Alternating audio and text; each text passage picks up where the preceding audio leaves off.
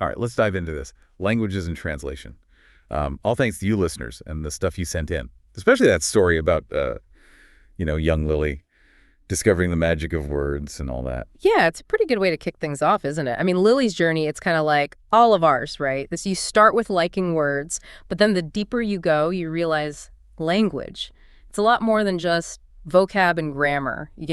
For sure. That story makes it super clear how important translation is. Imagine, like, different countries couldn't understand each other. Total chaos. Oh, absolutely. And that's just the beginning. Think about things like international stuff, like diplomacy, scientists working together, even just enjoying movies or books from other places. Translation is huge. Totally. And Lily's teacher, well, she explains the difference between translation for written stuff and interpretation, which is more like real-time talking, right? Like subtitles versus, an interpreter at the UN or Yeah, that difference is key. And it shows how many different skills you need in this whole field. It's not just knowing a bunch of languages. It's also, well, a good translator. They also need to really get the cultural stuff and the special words for different topics. Right.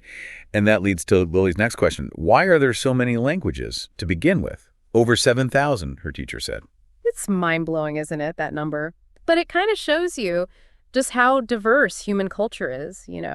All the experiences, each language, it's like a unique way to see the world, reflecting history and how people view things. Like each one's a key to a different culture, right?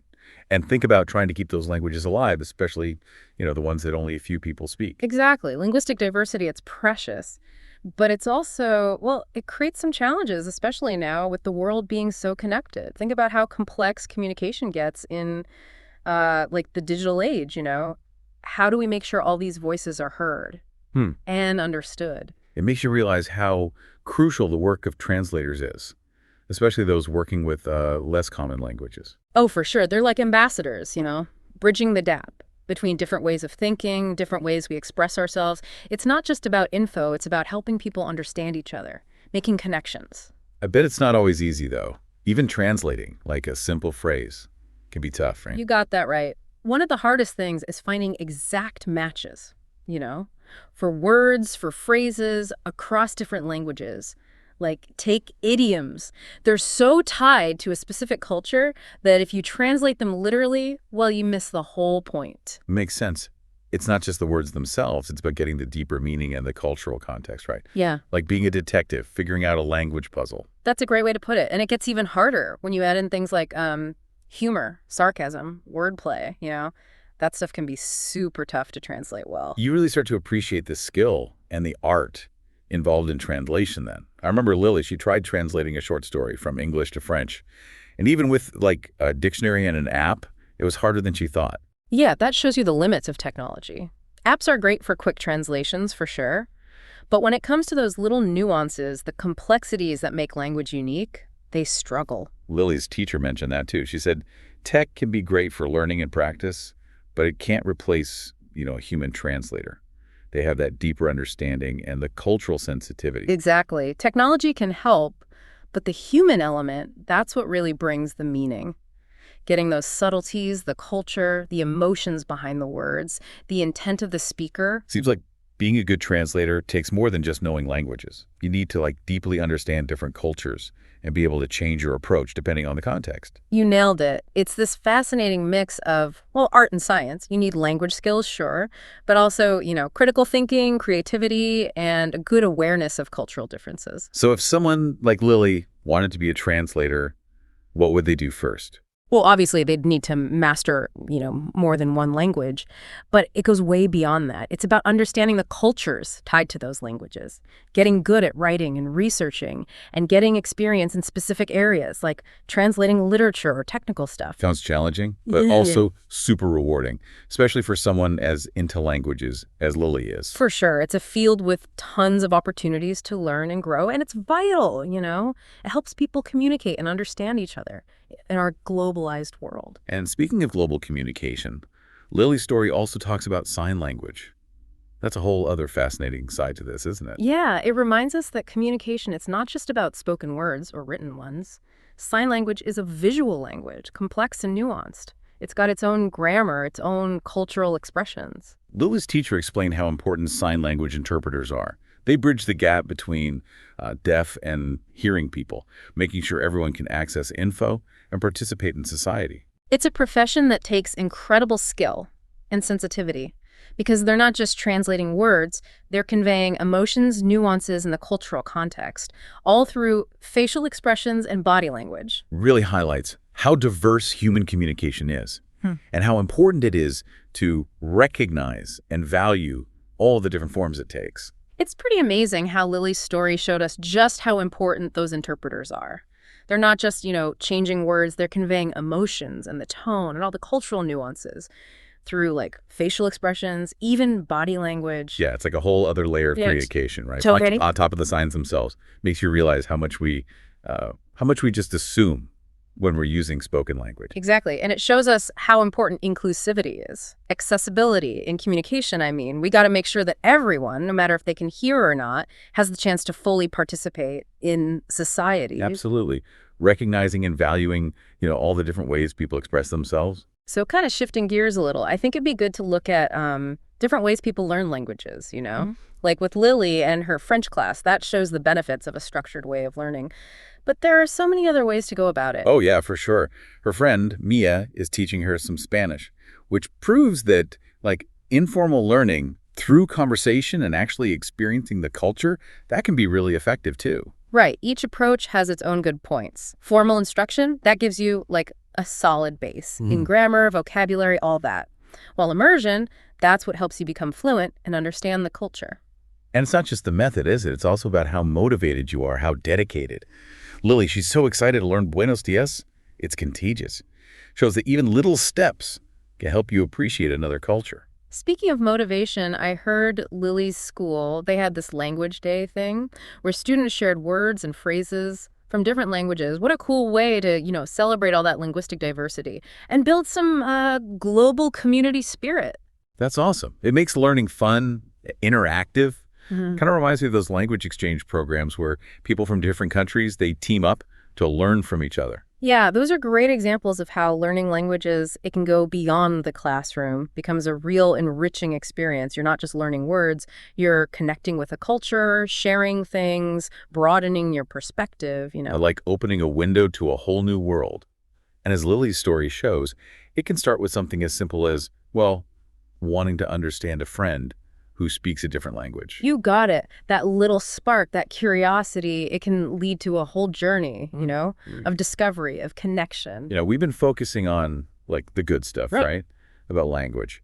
But we should also talk about the challenges, the potential problems with translation.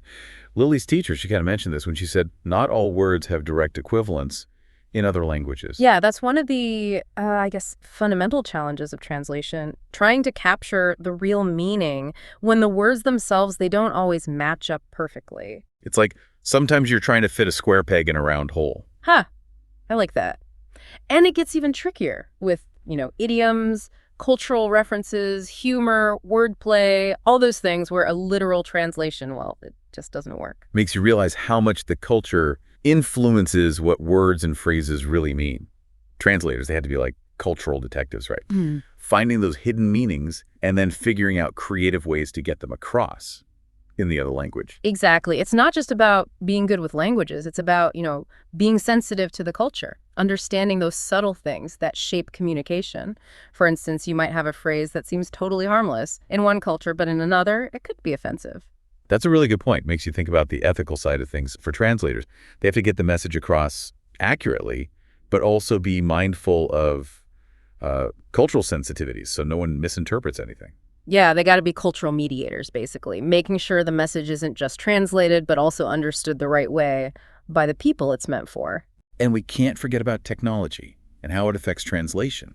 Lily's story, it focuses on more traditional methods, like dictionaries and textbooks. But now we've got tons of online tools and apps and all that. Technology, it's changed everything about how we learn languages and how we do translation. These tools, they're so convenient, so fast. We can access information and communicate across language barriers way easier than before. But like Lily's teacher said, there are limits. These tools, they don't always get those little nuances or the cultural context. And sometimes they make mistakes. That can lead to people misunderstanding each other. That's why it's super important to use these tools wisely. You got to understand what they're good at and what they're not good at. They're great for quick translations and for helping you learn, but you can't rely on them completely, especially in situations where, accuracy and being sensitive to the culture really matter. It's all about balance, isn't it? Yeah. Using the technology, but also knowing when human expertise is needed for translation. Exactly. Tech can help, it can make things better, but it can't replace, human thinking, human understanding of culture, and that ability to make nuanced judgments. That's what human translators bring to the table. It's a good reminder that even now, with all this digital stuff, the human element, it's still essential when it comes to bridging those language barriers and really connecting with each other. Now, we've talked about, the practical side of translation, but we should remember language, it's about more than just conveying information, right? Yeah, it's about connecting with people on a deeper level, sharing experiences, building understanding across cultures. And Lily's story, it shows that perfectly. She wanted to learn Spanish because of her friend Mia. And exploring languages, it helped her see just how rich and diverse human culture is. It shows how learning a new language, it can change you, not just intellectually, but emotionally and socially too. It helps you understand other people better, breaks down stereotypes, and creates chances for real connection. Couldn't agree more.